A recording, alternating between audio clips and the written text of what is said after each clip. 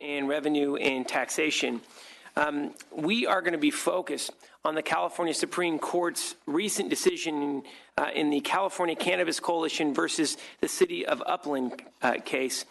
We couldn't be more excited to be able to have the opportunity to be able to work with Assembly members Aguiar Curry to my right, along with Assembly members Burke, incredible chairwoman of each of the two Assembly committees, as we begin to wrestle with this complex but important case. Last August, the California Supreme Court decided the case, which involved an initiative brought by a citizen group in the city of Upland to legalize medical cannabis dispensaries and to impose an annual fee. As you'll hear from our all-star panel of legal experts this morning, this decision will have significant consequences, and as some have said, the consequences are clear as mud. We've heard, we'll hear from some that the initiative power in Article 2 of the California Constitution trumps the two-thirds vote threshold for local special taxes, which could allow local voters to enact special taxes by a majority vote when done so by initiative. So today, we have brought together the top minds in California to focus on the following areas. Does this decision allow local initiatives to impose special taxes by a majority of vote? Does it change the job that cities and counties have to do when citizens seek to enact a special tax by initiative? Does it apply only to cities and counties, or does it apply also to special and school districts as well? What is the court decision's impacts on taxpayers? And finally, what, if anything, should the legislature do about this? Just a heads up, not all of our legal experts are in lockstep. So it will make for an interesting decision and a lively conversation here today. We did not ask any of the participating organizations who were directly involved in the court case to provide testimony today. We didn't want to relitigate the merits of the case. That said, as always, we have welcomed them to provide comments during the public comment section of today's hearing, and we look forward to hearing from them here today. A couple of housekeeping items. Know that we have several committee members from each of the committees that are going to have to leave during the hearing, and we will need to be able to adjourn the hearing a little before 11:45 today. So we're going to be very tight on time. And I now want to turn it over to our colleagues and co-hosts of this important hearing.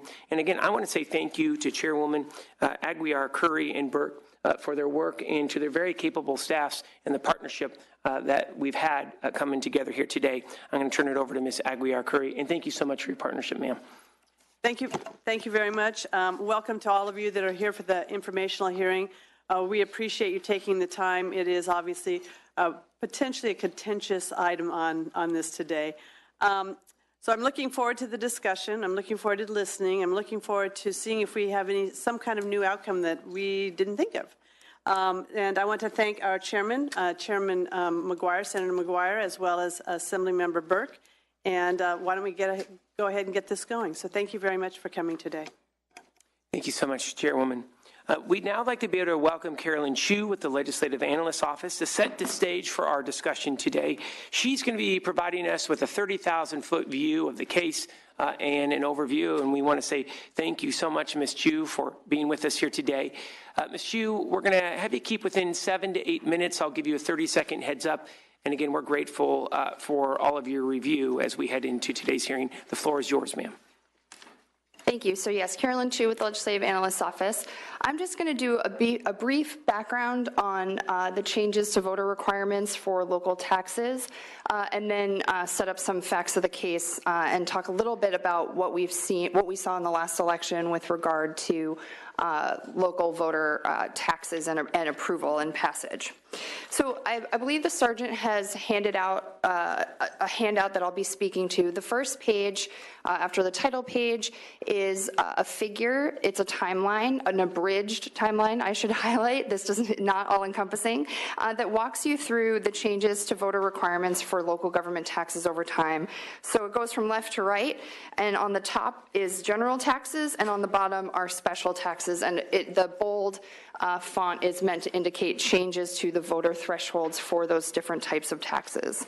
So as you know, prior to 1978, there were no voter requirements for local taxes.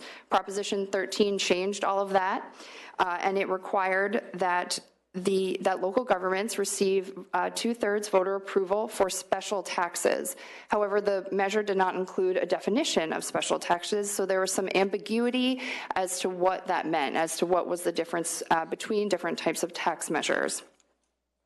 The Farrell decision in 1982 changed that, and it found that a special tax is defined as a tax levied for a specific purpose. So for instance, a sales tax levied for parks maintenance or something like that by a city could be considered a special tax. So at that point, there was no requirement for general taxes, so taxes that were deposited into a local government's general fund for any purpose. Moving forward, in 1986, Proposition 62 was passed. That was a statutory measure that established a simple majority requirement for general taxes, but it made no changes to special taxes. In 1992, we had the Knox decision, which found that property assessments were not subject to voter approval. There was some question about that in different local governments' assessment of property for maintenance and that sort of thing. And then in 1996, we had Proposition 218, which is the measure at question here today. Proposition 218 extended the simple majority requirement for general taxes to charter cities by making it a constitutional requirement. Previously, as I mentioned, it was simply a statutory requirement. And it also expanded the definition of a special tax to include any tax levied by a special district, school, or community college. And it also defined parcel taxes as special taxes. The portions of Proposition 218 that we'll be discussing today have to do with the timing of the election for a general tax and the definition of local government for special taxes. In 2010, we had Proposition 26, which expanded the definition of a tax subject to voter approval. Notably, many fees that local governments had been levying, with some exceptions, became subject to voter approval. And then most recently, we have the Upland decision, which found specifically that tax initiatives by the voters can be approved in a special election, but the effect on special taxes remains unclear. So just turning to the next page, some quick background on the initiative that the chair already mentioned. The case focused on a local marijuana initiative. The initiative sought to repeal the City of Upland's ban on medical marijuana dispensaries, institute regulations, institute a $75,000 regulatory or licensing fee for dispensaries, and the proponents requested that the measure be put to the voters at a special election. The fee was found by the city to constitute a general tax exceeding the costs of licensing for the city, and as a result, the city determined that the measure had to be put to the voters at the next general election. Subsequently, the measure was defeated. That said, turning to the third page of the handout, the proponents did file a petition for writ of mandate, submitting that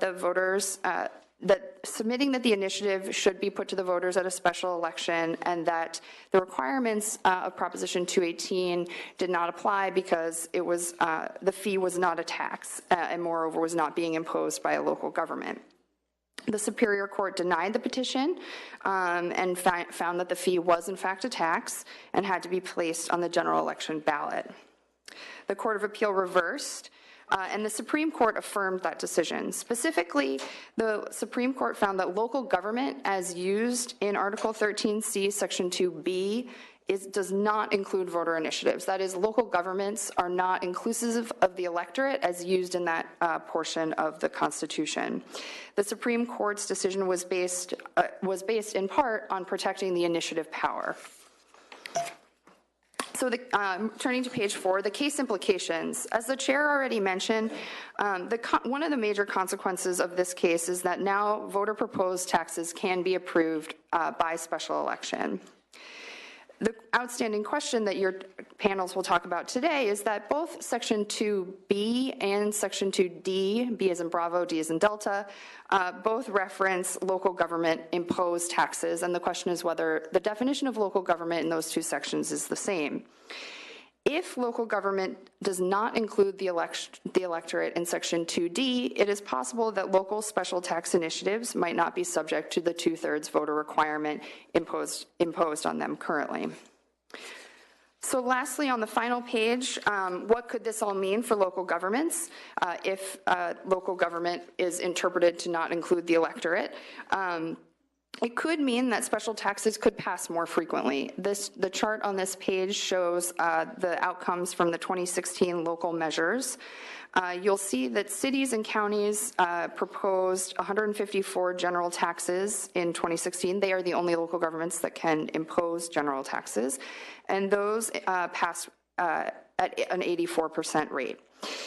In contrast, cities and counties only proposed 62 special tax measures, and those only passed 48% of the time. The special district and school special taxes, there were 63 of those. Those passed with a little bit of a higher rate at 62%. So this could mean that lowering the vote threshold for voter initiatives could increase the passing rate, particularly for special districts, whose tax measures are all considered special taxes. But right now, the impact for cities and counties is less clear, in part because they already can include a non-binding advisory measure at a lower vote threshold for general taxes. With that, I'm happy to answer any questions.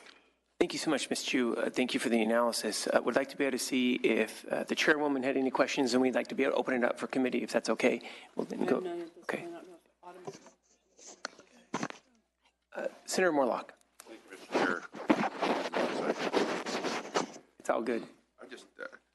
Just a couple quick questions. It's my understanding that the state Supreme Court only accepts about 2% of the cases that are put before them. I actually don't know the rate that at which they accept cases, but we'd be happy to look into that and get back to you. Okay, well, that's what former Supreme Court Justice Marino just told me yesterday in this very room. So I just wanted to confirm it.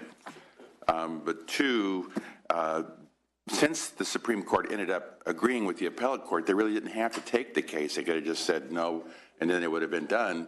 So I'm just curious if you know why they took the case, and if you know, maybe if you're a student of the state Supreme Court, what criteria do they use to decide whether or not to accept municipality finance-related cases? I am not a lawyer myself, so that question may be better posed to your panels that are to come. Okay, thank you. Thank you, Mr. Chair. Thank you so much, Senator. Some of the members, do we have any questions or comments for the LAO? Okay, Ms. Chu, thank you so much. We're grateful for your time. It's good to see you.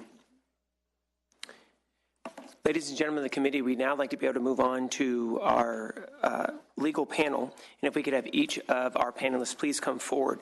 We'd like to be able to introduce our panel all at once. And if it works for the committee, we'll take questions each individual after each individual presents. First, we have Michael Colantuno. He's a shareholder of Colantuno, Highsmith, and Watley. Local governments across the state solicit Michael's expertise on a broad range of areas, including constitutional law and taxes. He is one of the state's foremost experts on Prop 218 and 26. I'm going to paraphrase what Michael's stance is, and feel free to correct me, Michael, but he believes that the vote threshold, 2/3 vote requirement, remains intact. And he's going to be giving us more on that in just a bit. Second, we have Kelly Salt. She's a partner in Best and Krieger Public Finance Practice Group. Kelly works with the public agencies on bond and municipal finance matters, rate setting and compliance with Proposition 218 and 26. Now, Kelly leans 2/3 vote, but believes there is further clarification that's going to be needed as we move forward. Up next, a frequent visitor to the committee. We have Mr. Shonsky from UC Davis, and as Chairwoman says, go Aggies, am I right? That's right. Hey.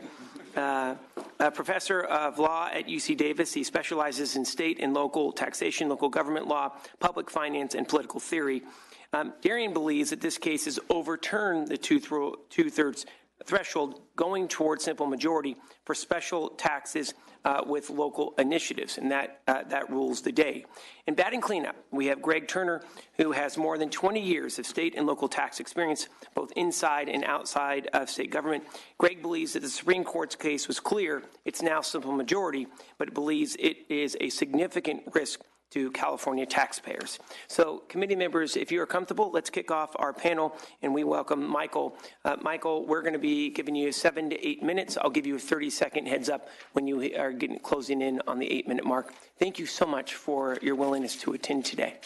Thank you for the opportunity. Let me start by answering Senator Morlach's question. The Supreme Court has 3 areas of practice: death cases, which they must take, civil cases, which they choose from, and criminal cases less than death, which they choose from. They get something like 9,000 civil petitions a year, and they take about 2% of those cases. So the data that you're talking about are civil cases, including these. This case was moot when the Supreme Court decided it, because the voters of Upland had already defeated the proposal by a substantial margin. The Supreme Court took the case anyway, and they took it under a rule of court which explains how they apply their resources to serve the legal system in California. And the essence of the rule is that they decide particularly important questions and they resolve conflicts in the law. I don't know that that this is easily characterized as a conflict in the law at the time that the Court of Appeal had decided it, so I think they must have determined that it was a especially important question. There's another irony in this case, and that is that the seed of the idea to distinguish the voters acting by initiative from the government came from an amicus brief written by a really fine firm in Los Angeles on behalf of the Chargers, who had a measure on the ballot to finance a new football stadium. And after that measure didn't get even 50%, much less 2/3, the author of the brief tried to withdraw it. But the deed was done, the idea was planted, and it grew into what we have before us today. So there are lots of contingencies of history before us. I want to cover briefly pretty much what you've just heard, but from a slightly different perspective. Local government revenues are so thoroughly regulated these days by the work of generations of initiative drafters that we have to be very careful that each type of revenue squarely complies with a bunch of complicated rules. So a regulatory fee on a marijuana dispensary to cover the local government's cost to regulate that dispensary must be shown to recover only those costs. And if there's extra money in the system, it becomes a tax requiring voter approval. Here you had a situation in which a city council serving a community that did not want medical marijuana dispensaries in their community adopted a ban. Those who disagreed with that policy proposed an initiative, perhaps for political reasons, to try to make the measure more saleable and to defeat an argument that it was going to cost the city money, put in this provision that said $75 grand per year per dispensary to make the city whole. Well, the city fathers and mothers, so to speak, had their staff do an analysis and said, we're not going to spend anywhere near that. We're going to spend about 10. Therefore, it's a general tax. And therefore, we don't have to put this on a special election ballot. We can put it on our next general election ballot, which was at that point was more than 2 years away. And everyone on this body knows that timing is everything in politics, and that was worth fighting over, and fight they did. Yet another irony. Your legislature passed a bill this year to eliminate the possibility of initiatives calling for special election dates anymore. So there's lots of things about this that are contingent. It's the oddities, history plays out in the odd way that history plays out. So the very able lawyer representing the initiative proponents in this case brought a writ petition before the Superior Court. The Superior Court was persuaded of the town's position and kept the matter off the ballot. An appeal to the Court of Appeal in Riverside reversed it and published an opinion saying, give them their election. And then the Supreme Court took the case and reached the result that it did. What I most often say about Upland, from my perspective as an advocate for local government, and I should disclose, I wrote an amicus brief in the case on behalf of the League of California Cities, and we had common cause with Howard Jarvis in this case, because cities fear, or at least the League of Cities fears, that if it's too easy to propose special taxes and too hard to propose general taxes in political terms, that special taxes will proliferate and we will be tied down in our budgeting by 1,000 tiny Lilliputian strings. And the unsexy necessary general government, like legal fees and insurance policies and rent and lighting, will not be funded, and the things that people touch and feel and care about, obvious service delivery will be, and that it will be very hard to run government in a rational way. So we had common cause with Howard Jarvis in this case, and I think it's fair to say that both the league and Howard Jarvis were disappointed by the result. But as I usually say about this case, it's much less important what it says than what it might portend about the trend of this court and this area of public policy making. The language of the decision is, in my judgment, unhelpfully broad.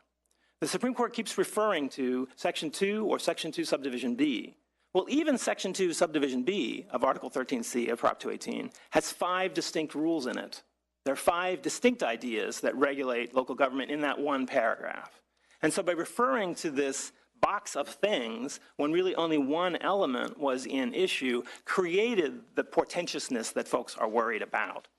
Howard Jarvis wrote a petition for rehearing in the case, which was an opportunity for the court to adjust its opinion after the decision was made, and the court has effectively declined the invitation and left the relatively broadly worded decision on the books. The next step in this story, from my perspective, is a case that I handled and still handling for the city of Ventura. And this is a dispute over groundwater augmentation charges that the city pays to take water out of the groundwater table to serve its constituents. And that was litigated under Prop 218 and Prop 26. I won in the trial court, lost in the Court of Appeal, succeeded in getting that 2% shot to the Supreme Court. And the court said, in a very narrow decision that I think reflects the fact that this is a 3-3 court in partisan terms, if you want to view it that way, and we have a vacancy that the governor will fill by January 4th, I imagine, and perhaps not sooner. So we got a very narrow decision. And all that decision said was, it's 26, not 218, go back to the trial court and figure out whether you passed that test or not. The reason I'm mentioning the case is that there was a footnote in the original decision that nobody asked for and nobody briefed that said the special taxes that are subject to a 2/3 approval under Prop 13 are not the same special taxes that are governed by Prop 218, because Prop 13 is limited to property taxes. Well, that was very unwelcome news to our friends at the Howard Jarvis Taxpayers Association, because it was one more portent on a path towards maybe freedom to do special taxes without 2/3 voter approval. The court got 3 requests for rehearing in that case. I filed one, my opponents filed one, and Howard Jarvis, who was merely an amicus in that case, filed one, and we all got what we asked for. All of us got the clarifications we were seeking, and that footnote is no more. So that concern that this court is marching towards a destination with an agenda doesn't seem to be true, at least in terms of what happened in Ventura. There are competing readings of Upland. I raced to print within days of the decision or hours of the decision my analysis saying, nothing to see here, nothing changed, something might change in the future, and if it does, we'll let you know, but don't get too excited. And quite frankly, that was motivated by 2 concerns. One is I didn't want my client base, cities, leaping onto this path, which I think is still dangerous for them. And secondly, I didn't want to give a political opening to those who want to take away what little revenue power we still have in local government by creating a false sense of crisis where there isn't one. So I'll be honest, I've got a point of view. The same day that I'm getting my analysis out, my competitors at other fine law firms around the state, including one to my right here, had competing analyses that were freer to predict that something important had happened. And then we got an opinion for the elected city attorney of San Francisco posted to the website of that city attorney's office, advising the election officials of that city that should they get an initiative tax proposal, that they will opine that it only needs 50% approval, even if it's a special tax. What am I advising my clients? I'm telling them is if you want money to deliver services, get 2/3. If you want a cause, you can get sued and take a case to the Supreme Court and maybe change the law, get 50%. Give it 1 minute. And I don't think I need it. I will defer my time to Kelly and others at this point. No, thank you so much, Michael. Would like to be able to see if we have any questions or comments for Michael, or if you'd like to be able to go straight to Ms. Salt. Do we have any questions or comments? All right, if it works for the committee, let's welcome Ms. Salt. Thank you so much for being here, and we're grateful for your expertise. My pleasure. Let me preface my remarks by the opinions I expressed today are mine, not necessarily my firm or any particular client. And I would also say I agree entirely with Michael. And again, another thought I just want you to keep in mind is by background, I do bond disclosure counsel work in addition to the Prop 218 work. And by nature, bond and disclosure counsel are very conservative and risk averse because of the implications to their clients. So like Michael, I'm going to continue to advise my clients until there's clarity provided by the Supreme Court on the issue of whether or not this extends to the concept of allowing majority voter approval for a citizens initiative. I will continue to advise them to continue to seek a 2/3 voter approval for any tax measure that's a special tax by definition. So with that, I mean, what we tried to do is divvy up kind of our presentations for you so we were duplicating each other. And so I went to specific questions that have been posed. And so the first question had to do with, does the holding in the case allow citizens groups proposing local initiatives imposing special taxes to enact them by majority vote? I think first and foremost, the court declined to address that particular question. It was asked to address that particular question, and it continued to decline it. So they continued to emphasize that their holding was only particular to the timing of elections for general taxes, taxes by initiative and the timing for those. So based upon that, I'm not willing to rely upon the extension of that at this time in advising my clients that they should continue with, in the event of a voter initiative, to allow for the adoption of a special tax for your voter initiative and a majority voter approval. A second question was, has the role of local agencies in determining the appropriate voter threshold for citizen initiatives proposing to impose special taxes changed as a result of the Upland decision? Again, because of the court's refusal, I think we would continue to take the same position with regard to the 2/3 voter approval for any special tax. And third, does the Upland holding apply only to cities and counties, or does it also apply to special districts and school districts? Again, cities and counties are the only ones allowed to impose general taxes. So to the extent that you're going to extend this this interpretation of the timing of an election, it's applicable specifically to cities and counties only. If you are to extend it to the voter approval requirement level for any special tax, then certainly it would impact any special tax election for a special district or a school district. So ultimately, I think it's going to depend, in our view, on whether or not a court at some point in the future, or the legislature or the voters, extend this concept of voter approval levels for special taxes. What are the impacts of the Upland decision on taxpayers? Basically, the decision requires cities and counties to order a special election on any citizens-initiated measure that receives the requisite number, although there has been a change in the elections code in that regard. If a court later determines that the Upland decision extends to the voter approval requirements of the Constitution, Article 13C, Section 2, subdivisions A and D, then any citizens' initiative proposing tax would only require the approval of a majority of the qualified voters. So again, I think we need to have clarifications before the courts, before we extend that concept. Are there any other potential consequences? Well, thinking like a bond attorney, I'm going to think about if there is a citizens' initiative and the revenues from those taxes are going to be used to secure any bonded indebtedness, I'm going to have grave concerns about what types of opinions are going to be able to be provided with regard to those bonds. You have to give opinions with regard to the validity of the bonds, revenues associated with backing those bonds, as well as providing an official statement which provides significant information about the security for the bonds, as well as any risks associated with issuance of the bonds. And certainly there will have to be a lot of information provided if you are going to rely upon the Supreme Court's decision to extend the concept of majority voter approval for a special tax via citizens' initiative if the bonds are secured by those taxes.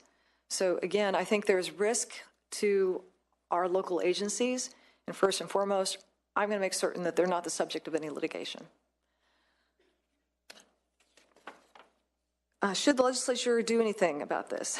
I think at this time, whether or not you provide any clarification in the Proposition 218 Omnibus Implementation Act, certainly the courts are still the ones who are given the obligation to interpret the Constitution. Whether or not any of that clarifying legislation will be helpful is uncertain, I think. Ultimately, I think the decision will have to be further developed by the courts or by the voters through a further amendment to the Constitution. And with that, I will hand it over to you. Thank you so much, Ms. Best. We'd like to be able to see if the committee, either the chairwoman, have any questions, please. Chairwoman. So as a result of the uncertainty surrounding this case, do you think it's possible we see more citizen initiatives proposing special taxes that voters may face tax oversaturation at the ballot? We're already seeing measures that would have gone through the city council that aren't going through the city council. They're going the initiative route because they want to control the election date and because the signature requirement is so low. It's the same standard for a statewide initiative, which means 5% of the number of voters who cast a vote in the last gubernatorial election. As gubernatorial turnouts are commonly in the 40% range, 5% of 40% is 2%. Thank you. Ms. Holt, any items that you'd like to be able to add to that? Okay. I completely concur. We talked about this issue before. That's great. Thank you. Any additional questions or comments thus far before we turn it over to Mr. Shansky? Thank you, Committee. Thank you, Chairwoman. Mr. Shansky, the floor is yours. You have 7 to 8 minutes, and I'll give you a 30-second heads up, and we welcome you and thank you for coming back. Great. Thank you. It's an honor to be here. Let me start by just saying I completely agree with the distinguished attorneys to my left. It's certainly in terms of giving conservative advice to clients, that they're completely right. And the legislature needs to be cautious in terms of overstepping its bounds, in terms of that this decision has not been applied to the special tax area. That said, I agree with the Upland decision, and I agree with it in terms of its broad principles. I'll give you just a little additional context. So I had the honor of sorts of working on a commentary on the California Constitution, and I wrote the sections on 13A, 13B, 13C, 13D, right, all these provisions of the Constitution.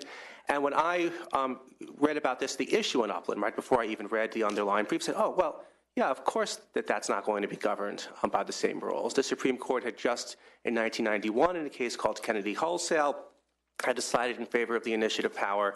In 1995, I decided in favor of the initiative power in the context of taxes. Prop 218 in 1996 sort of embraced one of those decisions insofar as it stood for the fact that the voters could use the initiative power to limit taxes. And there's no discussion in the ballot language around Prop 218 in terms of any concern about the voters putting measures on the ballot. And so the broad constitutional principle that you should interpret ambiguous language like local government in favor of initiative power had been recently applied, and by sort of a canon of constitutional interpretation should be imputed to the people who passed the proposition in 96. And so it really seems a straightforward decision. The strange way this case got to the court is I have no comment about that, and I have no understanding of why they took this particular case in this procedural posture. I do understand why they didn't actually rule on Section 2D, on the issue not before them on special taxes. That's not proper judicial practice. You issue a holding on the case before you.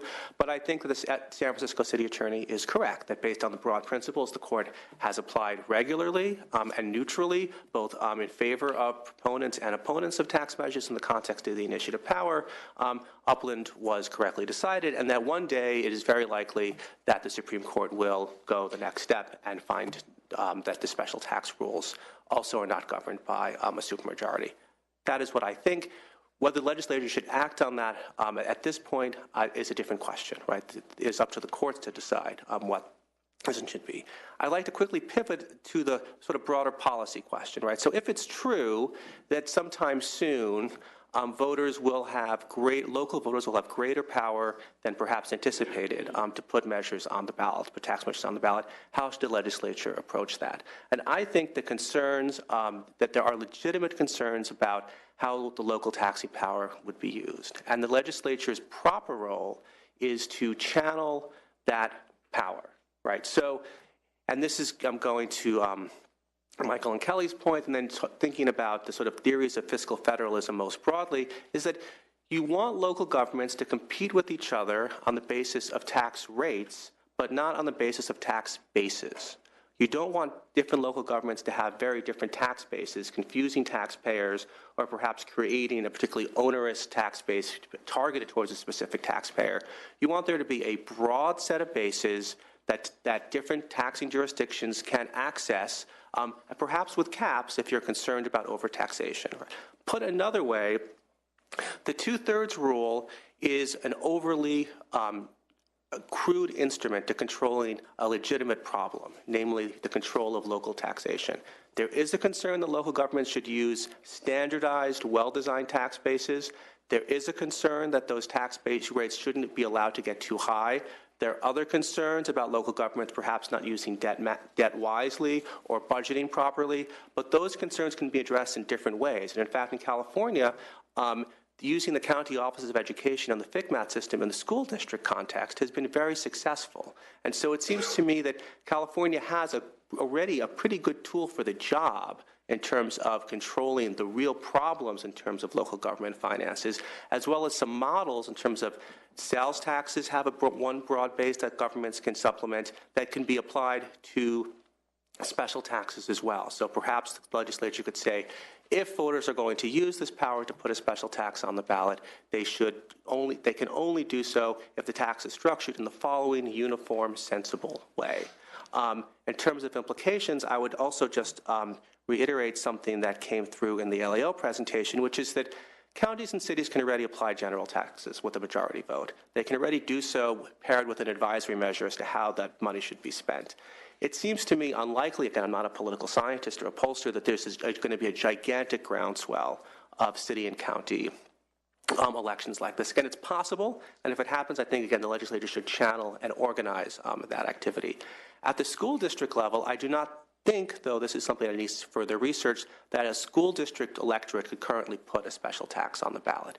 If a school district could, that could potentially be important. So right now, you're in the anomalous situation where a school district electorate could put a bond measure on the ballot using a Prop 39 election, get it approved with a 55% majority, so they can build the school with a 55% majority, but to staff the school, they need to get a 2/3 supermajority to pass a parcel tax. If the legislature were to permit school districts electorate to impose special taxes, and the courts were to allow that to happen by a majority of vote, that could indeed be something substantial in terms of local voters responding to that and approving increased local school measures.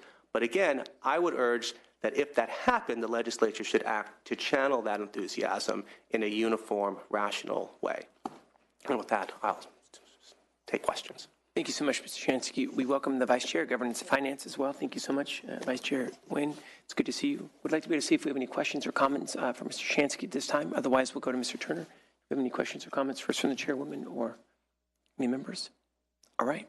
Mr. Shansky, once again, thank you so much. Mr. Turner, thank you for being here. Thanks for having me. We're saving the best for last. Batting cleanup, no situations. Hey, 1, 2 out, what are we looking at? Hot dang, watch it. I just want to make sure the Giants actually win this year. So It's funny, I'm going to spring training this weekend, and so I'll report back what I see. and as long as they can beat the Dodgers, we're good. Exactly, that's the most Hey, there we go. important thing. All right, every day. there we go. Welcome, Mr. Hold it Turner. with you. So, I guess I say I have to agree with my colleagues so far in terms of what the case says. I think that, if our question here is what the case in the city of Upland says, the court says 3 times. We conclude that with respect to Article 13C, Section 2B, which is just about the general tax placed on the general election ballot, that the term local government doesn't include initiatives, local voter initiatives. I think that understanding the rest of the language that's used by the court in context requires to look at that case outside the vacuum, if you will. And what I wrote for the committee as a commentary, not so much as legal advice, certainly, but as commentary on the court's opinion, because I agree with the legal advice that right now all that we know specifically is that the court has decided that Article 13C, Section 2B doesn't apply to voter initiatives. But there's unfortunately, the way the court drafted that opinion, they raised more questions than the answer. And so the question is, how do you look at that case? And my paper and what I wrote for the committee, you sort of got to understand what you bring with you to that discussion. Me personally, a little bit of my background, I've been in state and local tax for 20 years for sure. I've been inside and outside of government, but as also a principal drafter of Prop 26. So I understand this discussion very well. And I laid out a little bit of the history of Prop 13 because I think that's important. Ironically, a lot of what we talk about in the context of special taxes probably wasn't the intent of the initiative of Prop 13. If you read the dissent in Richmond, Justice Richardson talked about the idea that special tax really might have just meant every tax other than a property tax. It may not have been this concept of a tax spent on a specific purpose. And so when you look back over the last 30 years, you see Prop 13, then we have Richmond, then we have Farrell narrowing the construction of what Prop 13's voter limitations on taxes stood for. Then we had Prop 62 and the questions about it regarding whether being a statutory initiative, whether it applied to charter cities, its constitutionality. Then we had Knox for the city of Orland. Then we had Prop 218. Then we had Sinclair Paint. Then we had Prop 37. Then we had the back and forth in legislature in the mid-2000s about whether or not we could pass a majority vote bill that essentially shifted taxes amongst taxpayers. And then we had Prop 26. Then we had Schmier. That sort of back and forth, that dynamic, I think you have to understand when a taxpayer, at least, and that's been my practice has largely been representing taxpayers looking at this case. And so when I approached this case, I understood that history, that context of this sort of back and forth, if you will, between taxpayers and the courts in terms of trying to sit down and draft language that is specific, does what it wants, does what you want it to do, but not be so broad, but at the same time then survive the artful construction of the courts. And that's been a struggle, I think, for taxpayers over the last 30 years. So bringing that sort of history and that knowledge to reading City of Upland, the first thing that struck me about it was the court missed all the exit signs. It was moot. We talked about the fact that the case itself was moot. But the question really before the court wasn't about what local government meant. The question before the court was whether or not the city was in its rights to decide whether the proposed charge was a tax or a fee. It was labeled a fee. And the court in this case says it wasn't the responsibility of the city to ordain that was a tax and thereby put it on the general ballot pursuant to the Constitution. You could even make the argument that the question was whether or not the city was bound by the statutory requirement to put it on a special election as opposed to the general election. But the court missed that as well, and they decided to go to this larger question about what the definition of local government means. And then when they went to that question, they refused to answer the consequences. They refused to answer questions regarding the consequences of that decision.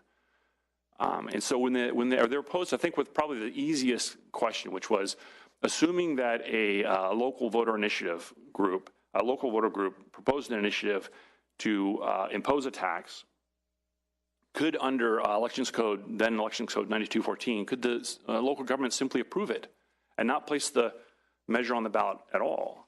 And the court said, well, those facts aren't before us. And which I think that was probably an easy case. They could have simply said, well, of course they have to put it on the ballot because it's a voter initiative. That's the nature of the process. They didn't ask the more difficult question, which was if local government means what they have what they have said it means in the context of this question, what does it mean for Article 13C and D generally? Or more specifically, the definition of tax versus fee. They didn't answer any of those questions. And so, as a taxpayer representative, I came to this case and started asking all those questions. So what is it that they're doing? They're laying a foundation. It seems to me what I read the case is in terms of a commentary, not me providing advice to my client, but in terms of my commentary, what this case stands for, it's a foundation.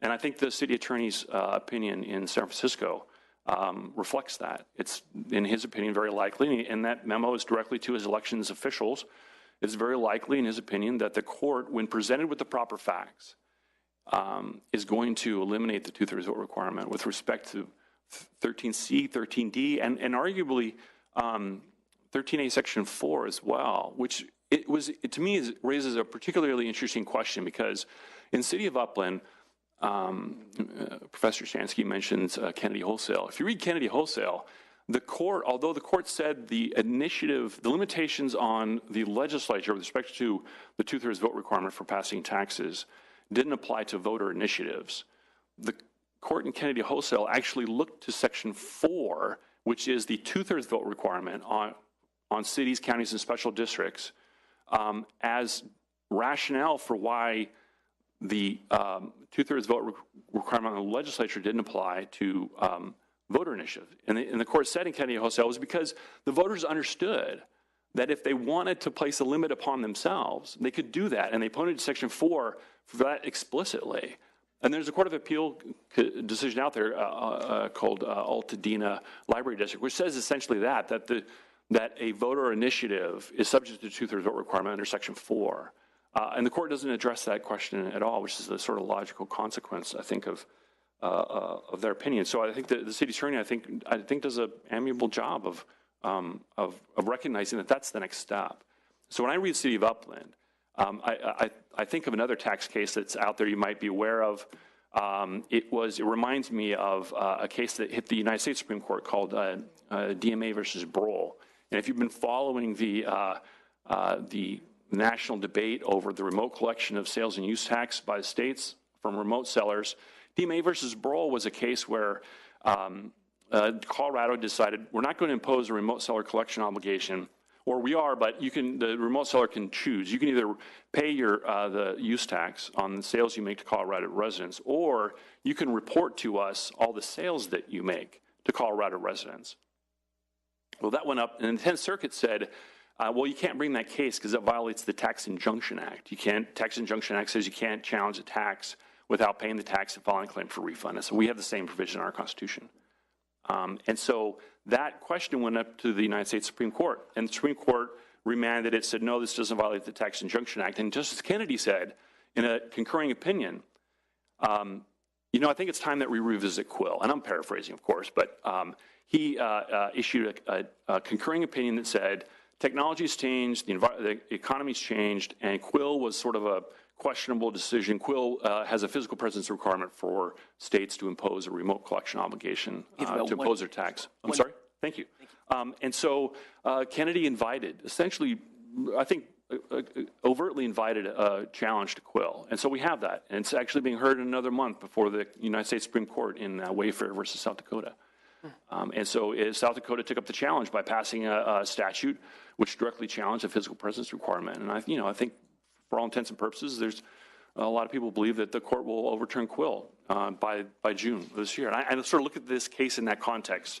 The court didn't have the facts before them to fairly address the larger question of what local government means in the context of Article 13C and Article 13D globally.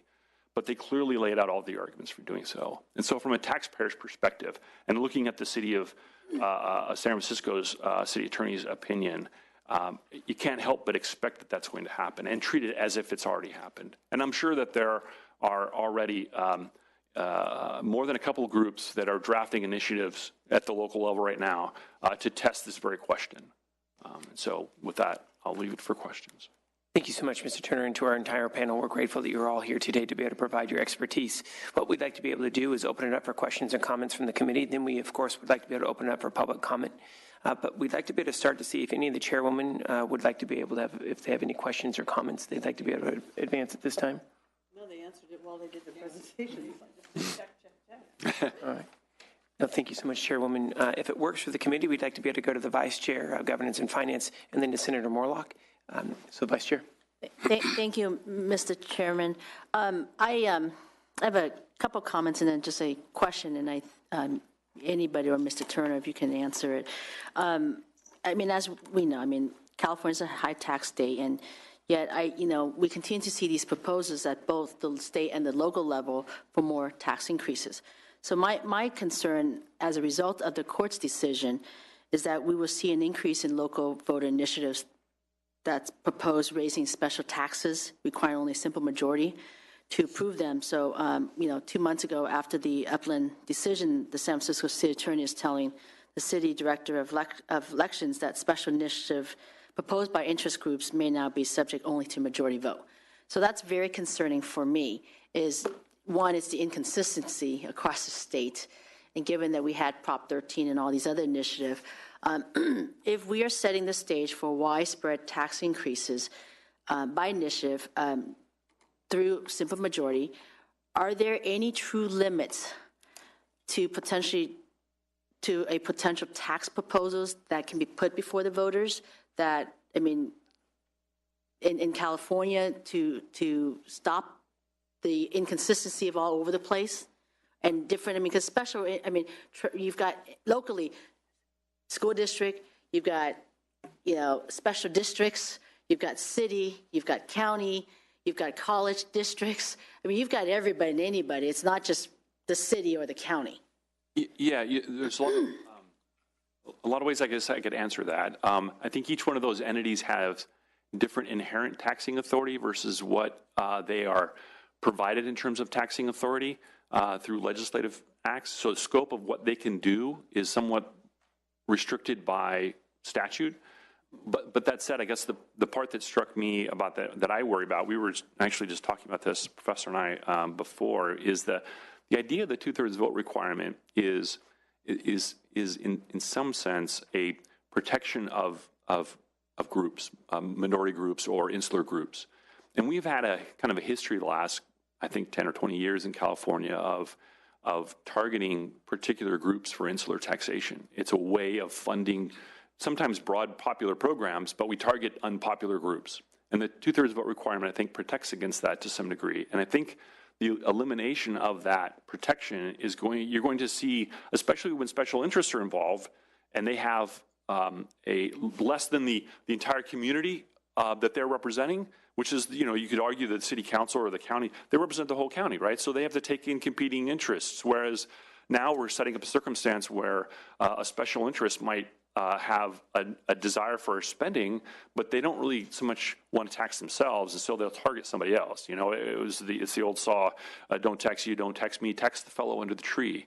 That's been a policy in California, frankly, from my perspective, the last 10, 20 years. And I think you're going to see that ratchet up if the court takes up the challenge and ultimately says that local government local voter initiatives aren't subject to the 2/3 vote requirement. You're going to see that targeting, because it's easier to impose a tax on somebody else than it is on yourself, but the funding may go to a larger program. And certainly I think the concerns about local government losing control of their tax and spending authority is certainly a concern as well. Do you think a state initiative targeting basically doing a constitutional amendment would clarify and redefine the decade-old, voters' initiative of local tax initiative? Would that? It could. I mean, I think that's the history. I mean, having been involved in Prop 26, that's what its purpose was. Prop 26 did really three things. It addressed the Sinclair Paint decision.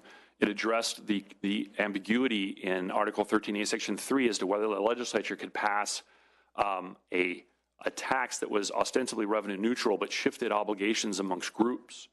And then it shifted the burden of proof for defending a suit challenging whether an imposition was a tax or a fee. Prop 26 was specifically an answer to those questions, and I suspect that there will be an answer to this as well. Thank you. Just to comment, apart from any legal limitation, there are two practical limitations on the ability to raise revenue for government. One is everything requires voter approval, and even a 50% standard is not an easy sell because voters understand what's in their pocketbook and would like it to stay there. And secondly, there are economic and administrative realities. You have to have the economic activity in your community, and you have to have a reasonably efficient way to tax it without chasing it out of your community. So, for example, we have the state sales tax, and we have to rely on the state to operate that tax. Most local governments have a business license tax and have set up an engine to do it. And utility taxes rely on the utility companies. But when you start to think more broadly, it's hard. You'd have to set up a whole administrative system in each of the 480 cities in California and 58 counties in order to chase what might be a niche revenue. So practically, the economy and the economics of taxation limit our choices. Thank you so much. Anyone else like to be able to chime in on that quickly? Mr. Shonsky. Which goes to why if this were to, if we wanted this to happen, or at least it did happen, there would be reason to provide standardized bases, and so and cap them in order to corral this problem. In terms of, I would say something about the 2/3 rule and the recent history of taxation in California. It is true that there's now been ballot box budgeting, where there are now things on the budget that say we're going to raise these specific taxes for these specific projects. But it's important to note that they're a post-Prop 13 phenomenon, right? Because the legislature can't do tax policy because of the 2/3 rules. You now have ballot box budgeting. Now, it's a complicated question, but it's worth understanding both sides of it, right? And from my perspective, if there's going to be a special rule making it very hard to raise taxes, if there's going to be a rule like that, and I think that, again, there's some justification for it, the absolute first step has to be, before you lock the door, make sure the tax system you have in place is broad, stable, and well-designed. And the issue with California is that we locked the door when the system was unstable and poorly designed. And that's the situation we're in now, where we have a hard time changing a system that's not well designed, and we need to be able to have the flexibility to change it while also taking due measure of the concerns of minority groups to be protected. Thank you. Ms. Holt? I just echo Michael's comment that, majority voter approval is not a simple thing. So even if it is for a special purpose, it is initiated by voters, they still have to meet that threshold. And ultimately, it is the voter's choice if they want to have the tax, whether or not they want to be taxed. Thank you so much. If it works for the committee, we'd like to be able to go to Senator Morlock. Do we have any other questions or comments from the committee as well? I'd like to entertain. Let's go to Senator Morlock. Mr. Chair, it's nice to have BBK in the room. After 20 years of being involved in county government, I've run into your firm plenty on many board commitments. And Michael, I think we go back to the Orange County Vector Control District. So we've had good debates on the parcel tax and its validity. I think I was in the minority view, but we still had fun debating. I am just curious, how often does a group of citizens circulate a petition to try and raise a local tax? I have not often seen it, but I'm now seeing it. So it's going to be a new tool. Instead of having the city council put it on the ballot, they'll commission a group. Because you can control the date. So and you can get 50% threshold.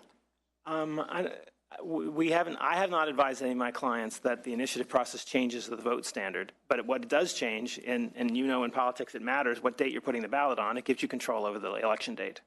Yeah, with the ballot box budgeting, I would think cities and counties, all they've got left is maybe to raise the sales tax. And so usually that's done at the city council or the board of supervisors level. And the sales tax is capped at 2% of all local governments on top of the state tax. Bed taxes have a vested industry out there that will protect their turf. Business license taxes are complex. Medical marijuana taxes are the flavor of the month, but I think we're all going to discover that the industry is overtaxed, especially when their product price falls through the floor like it did in every other legalization state. And I would just add that my office is in the city of San Diego. I spent 17 and a half years at the city of San Diego before I came to Best and Krieger. And so I was involved in negotiations with the Chargers back in my day. Okay. And I'm very familiar with their attempt to get a stadium built in San Diego and their activity involved in this litigation. There have been a number of activities in San Diego that have been driven in part by special interests, such as the tourism group, in terms of trying to get the expansion of the convention center and things of that nature. But none of them have ever tried to get around the 2/3 vote approval requirement. So those initiatives have been more about, are the voters going to approve the particular facilities or projects, as opposed to, are we going to have a tax imposed upon individuals to pay for that expansion, other than in the context of the expansion of the convention center, which was going to be a 2/3 voter approval.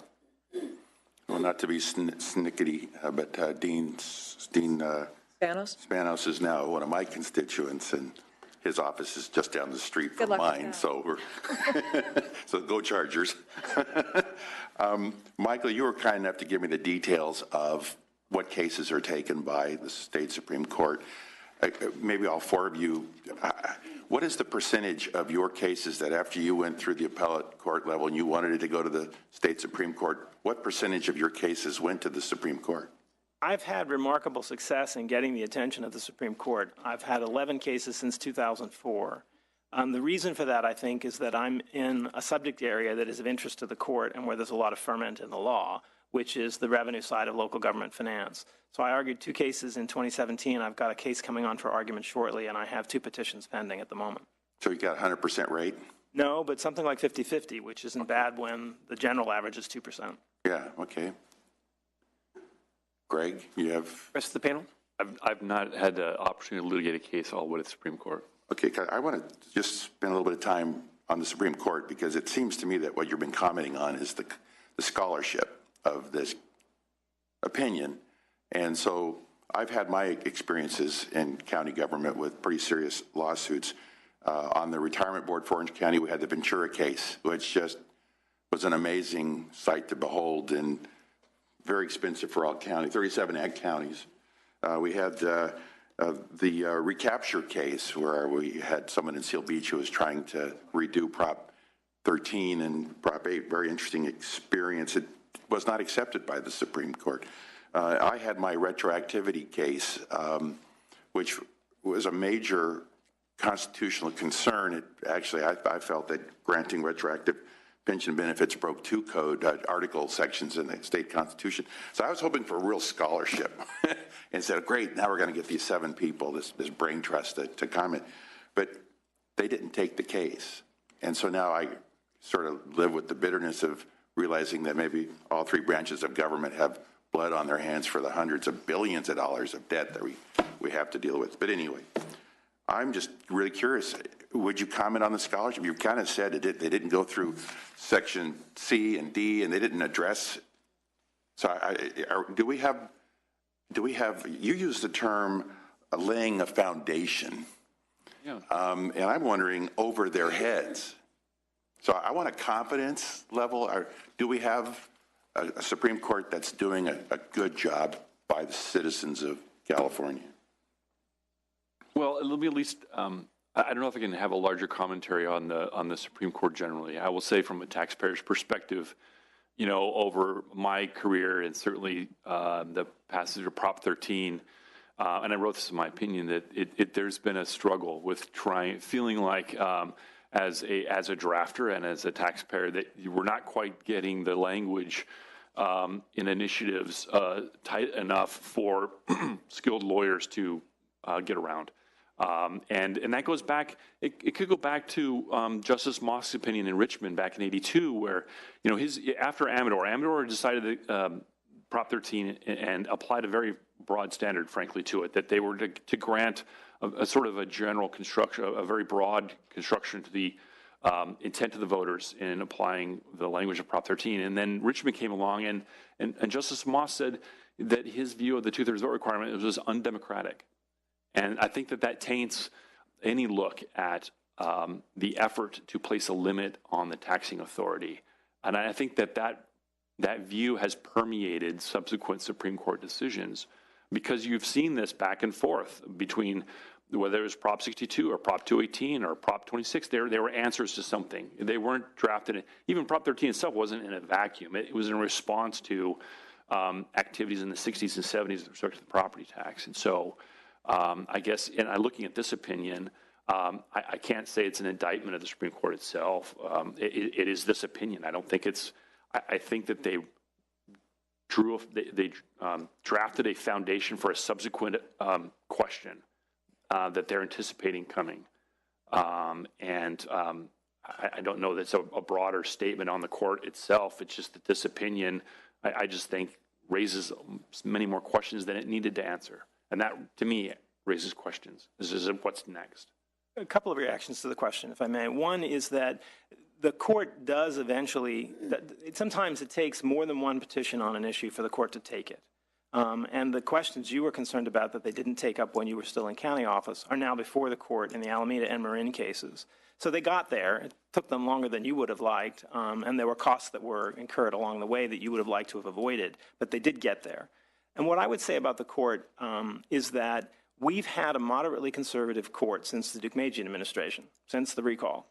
And we now have 3 young Democratic-appointed justices who are all very bright Yale law grads who did not have substantial experience in the California judicial system. Their experience was academia or it was the federal system. And so they're asking questions that would not have been asked by others. And the court is very much in a time of change. The 4th appointment from the governor, and perhaps he'll have a 5th, depending on how the conservatives on the court view the result of the June primary and the gubernatorial election, is going to make a huge difference for this court. And I think it's going to be in change until it reaches some stability, and that stability may be a few years away. So this is a very fertile time, and the change will be unwelcome to those who appreciated a moderately conservative court for 2 generations. Let's go to Mr. Shansky and see if Ms. Holt has items she'd like to be able to chime in. Mr. Shansky, and then. A couple of things. One thing, interestingly, the Brown appointees split on this decision, right? This decision was written by Justice Cuellar, but Justices Kruger and Liu dissented. So this is an act. So insofar as I'm don't want to, be overly crass in terms of the court. I think that courts generally reach unanimous decisions not based on political party, though sometimes that's not true. But in this case, it's really not true. And so I would just say that. And then secondly, the court reached a narrow decision. It didn't reach out to this other decision about taxes, specifically reserved it. Again, it is suggestive, but it could have reached out to that question. It is a Supreme Court. It did not. And additionally, it is fairly grounded in broad constitutional principles that had been applied just the year before Prop 218 in favor of people who are concerned with limiting taxes. So proponents of an initiative to prospectively repeal a tax, the question was, can you do that? Can you use the initiative power to repeal a tax? And the Supreme Court said, well, we interpret the initiative power broadly, and so you can. And so it is a broad, neutral principle that is grounded in California law, that the justices applied, and they didn't apply it in lockstep in terms of any sort of ideological litmus test. So I think as far as this case is concerned, one can have legitimate disagreements, but I certainly don't think that it is, an unreasonable decision by any means. Thank you, Ms. Salt. I would echo what Professor Shansky said, but also add that in large part, we're stuck with a ballot initiative which, quite frankly, was poorly drafted from the get-go. And, I've been working on Prop 218 issues since its enactment in 1996. And even now, we're still continuing to see interpretations this many years later to basically understand what the voter's intent was. So ultimately, I don't see an end to this litigation. And we have not only Article 13C here, but 13D, which continues to be an ongoing debate about what it means in relationship to property fees and charges and assessments. So, do I blame the court for not going there? No. Ultimately, I think they decided to focus on the specific question at hand, and that's what they did. Whether or not it has implications that extend beyond that, I don't think that they saw that as their role in that particular decision. Thank you for your candidness, and thank you, Mr. Chair. Appreciate it. Good panel. Thank you so much, Mr. Senator. We'd like to be able to see if we have any additional committee members that would like to be able to chime in prior to going to public comment. All right. Can I ask our panel to hang with us just in case we have any follow-up after public comment? We now would like to be able to open it up for any individual who would like to be able to address the committee. We're going to have you, if you don't mind, please queuing up behind the microphone right over here. If you don't mind stating your first and last and your organization, you have 2 minutes. And we welcome you, sir, and thank you for being with us. Good morning, members. Is the mic on? Yes, it is, sir. I'm Tim Biddle from the Howard Jarvis Taxpayers Association. I represented the city of Upland in the Upland case.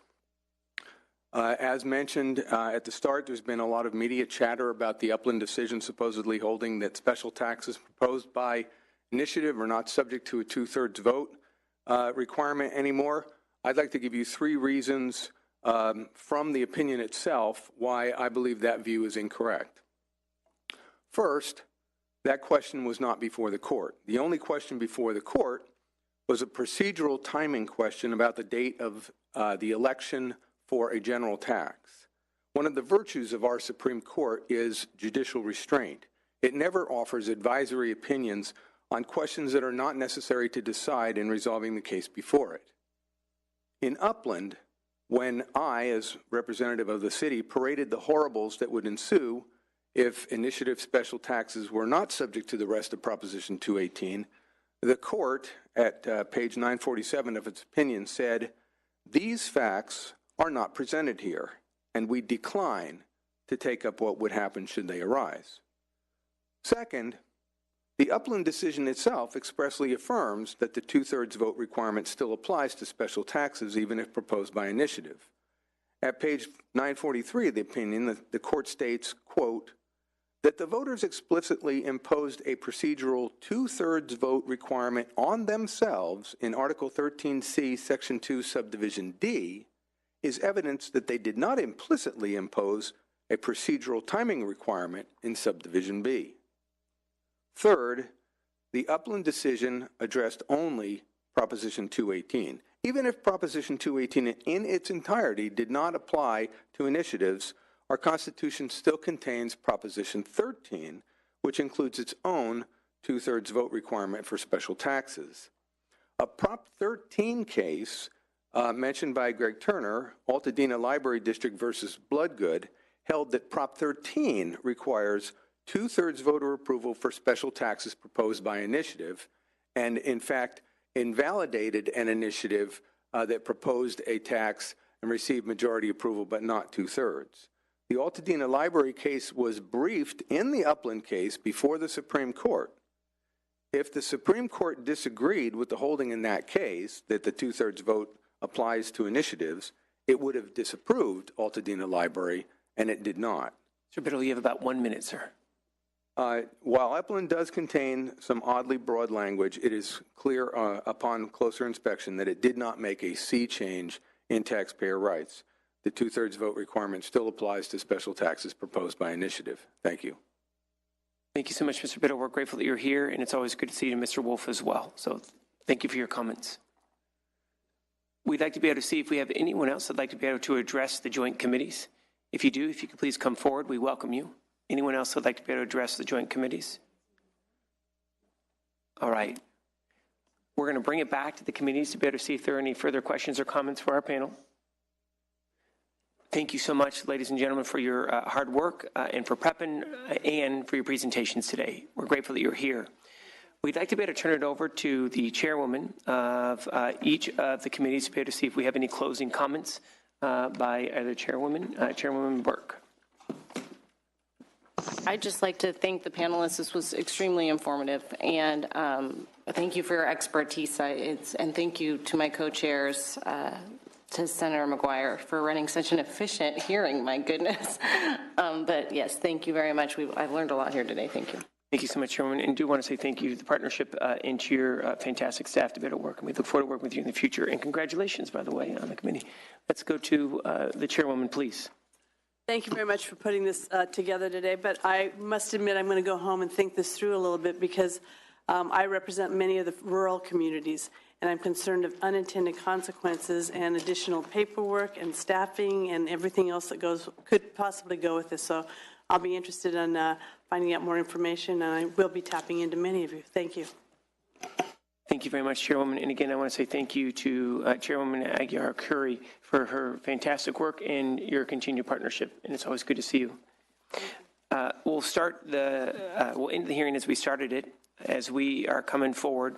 And it is not because of our fantastic legal panel, but really the decision is still clear as mud. There are challenges ahead. There are going to be some potential legislative proposals coming forward this year that would help clarify the court's decision with a potential legislative fix. There will be an initiative that will be moving forward in November that will also assist in clarifying, at least asking the voters to help clarify as well.